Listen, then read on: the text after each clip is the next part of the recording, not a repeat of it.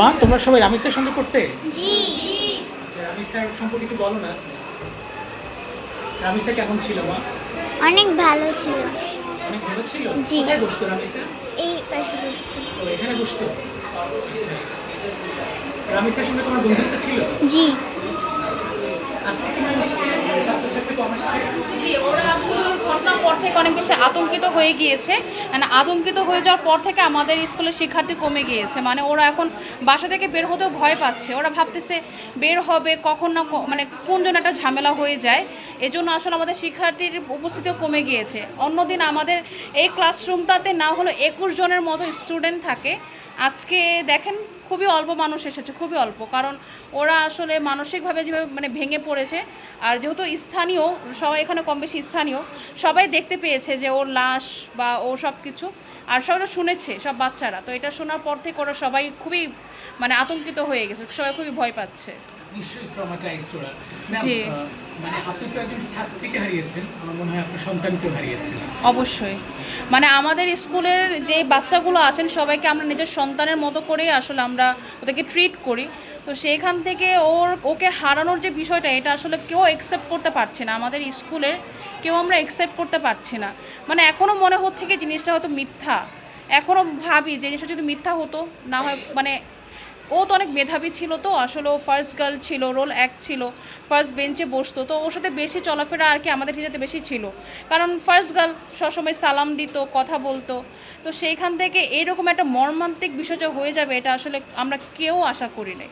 And এখন যেহেতু জিনিসটা হয়ে গিয়েছে, আমরা এটার যথাযথ মানে বিচার চাচ্ছি, ফাঁসি চাচ্ছি, জনসম্মুখে ফাঁসি চাচ্ছি। যদি ফাঁসি দিতে না পারে আমাদের বাংলাদেশ সরকার, বাংলাদেশের আইন, তাহলে সেটা আমাদেরকে দেওয়া হোক, আমাদের সাধারণ জনগণের কাছে দেওয়া হোক।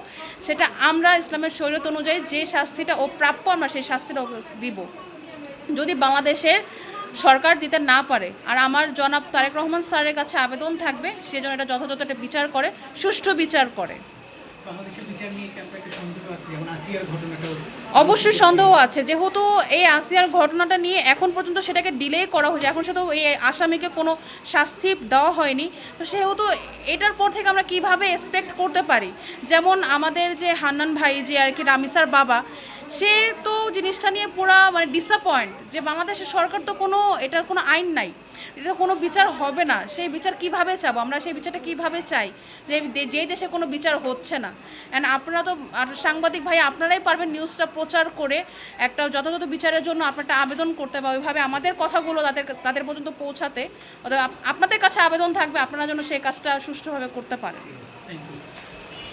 তো রাসিন, রামিসার সঙ্গে পরিচয় ছিল? জি। কি হতো, কথাবার্তা হতো, লেখাপড়া কেমন ছিল রামিসা?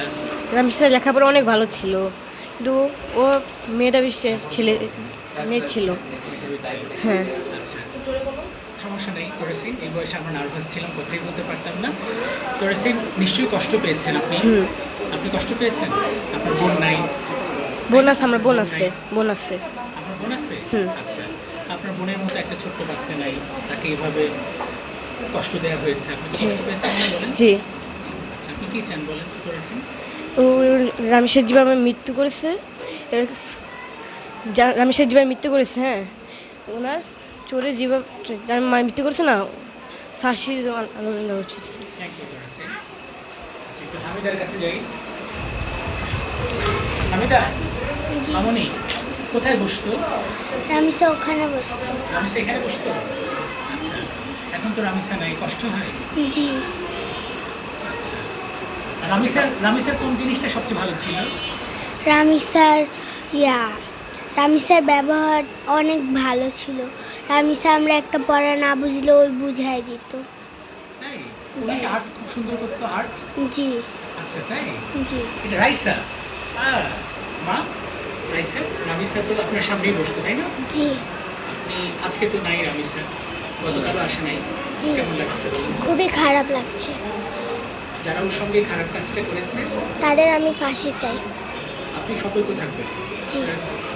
মাকে ভয় পায় আপনাকে নিয়ে এখন? আমার আম্মু বিদেশ থাকে। বিদেশ থেকে? জি। মামনি কেমন আছেন? ভাই একটু দূরে